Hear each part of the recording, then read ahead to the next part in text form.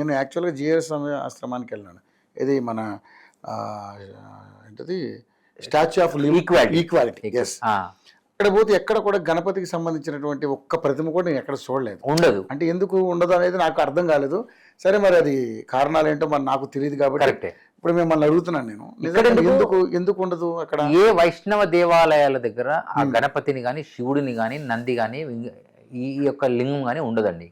ఎందుకు ఉండదంటే అది ఒకప్పుడు అది మన దురదృష్టమే. ఎందుకంటే ఈ మతాలు ఎప్పుడు రానప్పుడు మన దగ్గర 2 ప్రాబ్లమ్స్ ఉండే. ఒకటి శైవము వైష్ణవము అని వీళ్ళిద్దరు సందర్భాలలో మనకు అడ్డము నిలువు అనే పంచాదులు రావడం వల్ల విడిపోయి విశ్వ హిందూ పరిషత్ పుణ్యాన్నో నీలాంటి వాళ్ళ పుణ్యాన్న రామాలయంలో శివాలయంలో రామాలయంలో బ్రహ్మాలయం కూడా కడుతున్నారు. మంచిదేగా, మంచి పరిణామం కట్టాలా. ఎందుకంటే మనం ఇప్పుడు ఏకం కాకపోతే వాళ్ళు ఏకం చేయడం రెడీ. నాకు అదే అర్థం కాలే. ఇప్పుడు ఇలాంటి పరిణామాలన్నీ అన్యమతస్థులకి మనకి కొంచెం వాళ్ళకి అవకాశం ఇచ్చినట్టే కదా. అదే కోట్లు చేస్తున్నారు.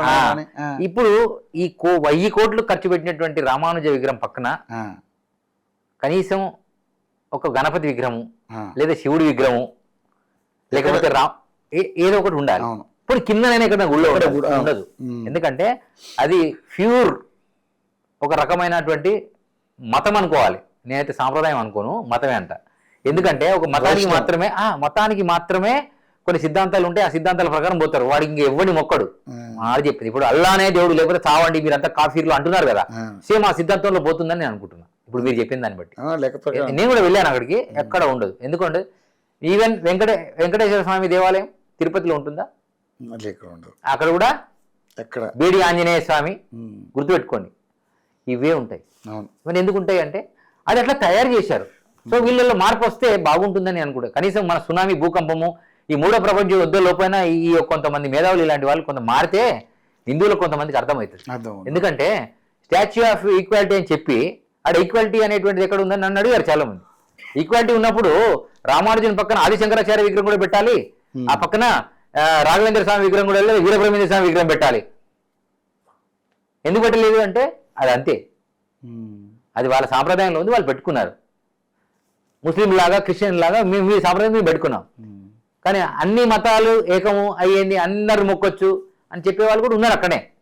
ఇప్పుడు సాయిబాబా కూడా సూపర్ దేవుడు అని చెప్పినటువంటి జిఆర్ స్వామి వారు కూడా వీడియో మీరు చూడండి కావాలంటే. మీరేమంటారు సాయిబాబా దేవుడు అంటారా మీరు? నేను సాయిబాబా దేవుడు అన్నా. నేను ఏమంటున్నా, దేవుడు అనేవాడికి ఆకారమే లేదని చెప్పిన. ఇంకా సాయిబాబా దేవుడు ఎక్కడిది? దేవుడు అనేవాడికి ఆకారమే ఉండదు. ఉంటే మరి అలా ఆకారమే లేకపోతే శివుడు ఇలాగే ఉంటాడు, మేడలో ఇది బాగుంది. శంకరుడికి అసలు పేరేంటో తెలుసా? రుద్రుడు అని పేరు. రుద్రుని తర్వాత అతనికి శంకరుడు అని పేరు. సర్వాంతర్యామిని నిత్యం ఆరాధిస్తాడు కదా, అతనికి శివుడు అని పేరు. నమ శంకరాయచ మహేశ్వరాయచ నమ శివాయచ శివతరాయచ అని ఉంటది. మీరు చూసుకోండి మంత్రపుష్పం. ఎందుకుంటుంది అది? ఎవరైతే ఆరాధిస్తారో, ఇప్పుడు నేనున్నానండి వీరబ్రహ్మేంద్ర స్వామి వారి పరంపరలో, ఆ వీరబ్రహ్మేంద్ర స్వామి వారి యొక్క పరంపరను నేను పాటిస్తూ వారి లక్ష్యంలోని భాగాన్ని మీ ముందుకు తీసుకొస్తున్నా. మా పేరు వీరధర్మజ స్వామి. వీరధర్మ పీఠానికి నేను అధిపతిగా ఉన్నా. ఇది మా తాత ముత్తాతల నుంచి వస్తుంది. నేను ఒకటే చెప్తున్నా, కాలజ్ఞానము అంటే స్వామివారు రాసిందే కాదు, స్వామివారు ఊహించి చెప్పాల్సిన విషయాలు కూడా చాలా నిక్షిప్తమై ఉన్నాయి. వారు రాసినవి 3000 కట్టలు ఉన్నాయి. అందులో కొన్ని మాత్రమే బయటకు వచ్చినాయి. మిగతా అన్ని ఇంకా రవ్వలకొండ దగ్గర నుండి బనగానుపల్లిలో చిందమాను మఠం గరిమిరెడ్డి అచ్చమ్మ ఇంట్లో చింత చెట్టు కింద పాతి పెట్టబడి ఉన్నాయి. అంటే దాని అర్థం ఏమిటంటే చాలా విషయాలు ఇదివరకు ఒకరు చేశారులేండి. వారి పేరు నరసింహారావు గారు అని ఒక లాయర్ గారు నల్గొండ నుంచి 500 కార్లు వేసుకొని నేనే వీరభోగ వసంతరాయ అవతారం నాదే, నేనే వచ్చి అవి తీస్తానని బయటికి పోతే అక్కడ ఉన్నటువంటి వాళ్ళు కొంతమంది నాలాంటి వాళ్ళు అందరూ వేసి అతని మీద కేసు వేసి లోపల వేస్తే జైల్లోనే చనిపోయాడు. సో వీరభోగ వసంతరాయ అవతారం అంటే ఏదో వారు వస్తున్నారంటే కొన్ని కోట్ల మంది కదులుతారంట ఆటోమేటిక్గా. వర్షం వస్తే ఎట్లా అందరూ గొడుగులు పట్టుకుంటారో అట్లానే స్వామివారు వస్తున్నారంటే ఎట్లా అయితే ఇప్పుడు మోడీ గారు వస్తుంటే మోడీ మోడీ అని అందరూ అంటున్నారు, చూసారు వీడియోలు పంటే. వారికి వీరికి ఏం సంబంధం లేదు పాపం, ఊరికినే వారు చేస్తున్న మంచి కార్యాల ఇలా అంటున్నారు అంతే. వారు వీరిని కలవరు, ముట్టుకోరు.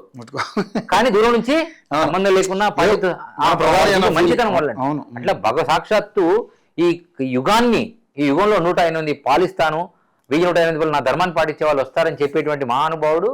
మరి ఆయన ఆల్రెడీ మనకు శంబల అనేటువంటి గ్రామంలో జన్మించాడని కొందరు, వస్తున్నాడని కొందరు, ఆల్రెడీ పుట్టాడని కొందరు, రెడీగా ఉన్నాడని కొందరు, ఇట్లా రకరకాలుగా ఉంది. కానీ కాలజ్ఞానంలో ఏమన్నారంటే డేట్లతో సహా ఇచ్చారు వారు. ఇప్పుడు ఈ గణాధిపతి అంటే కేవలము హిందువులకు మాత్రమే దేవుడా, లేదా హిందువులలో కొంతమందికి మాత్రమే దేవుడా అనేది మీ ప్రశ్న. నాకు అర్థమైంది. ఇలా మాత్రం నేను అంటున్నా కొంతమందికి మాత్రమే గణపతి దేవుడు. అదే అందరికీ కాదు. అందరికి ఎట్లా అవుతాడు? ఇప్పుడు హిందువులనే అందరికి కానప్పుడు ఇంకా ఇతరులకు ఎట్లా అవుతాడు? ఇది మన ఫస్ట్ ప్రశ్న. మనం అడగాలి. ఎవరిని అడగాలి? ఇది మేమే ఇది మేమే అది అనుకునే వాళ్ళని అడగాలి. వాళ్ళు చెప్పాలి. లేదా మేమే పెద్ద గురువు వాళ్ళు చెప్పాల్సి వస్తుంది ఇది సమాధానం. నేనైతే నాకే అటువంటి ఇబ్బంది లేదండి. నేను రామానుజుని దగ్గర పోయినా, కృష్ణాలయం పోయినా, శివాలయం పోయినా, ఎక్కడికి వెళ్ళి ఏ బొట్టు పెట్టుకున్నా ఆ బొట్టు పెట్టుకుని రెడీగా ఉన్నా. ఎందుకో తెలుసా? ఆ 2 బొట్లలో ఉన్నది విభూదే. నువ్వు అడ్డం పెట్టినా విభూదే ఉంది, నేను పొడుగు పెట్టినా విభూదే ఉన్నది. అందులో ఉన్నటువంటి రహస్యం ఏదైతుందో నాకు తెలిసినప్పుడు నాకు ఏదైతే ఏంటి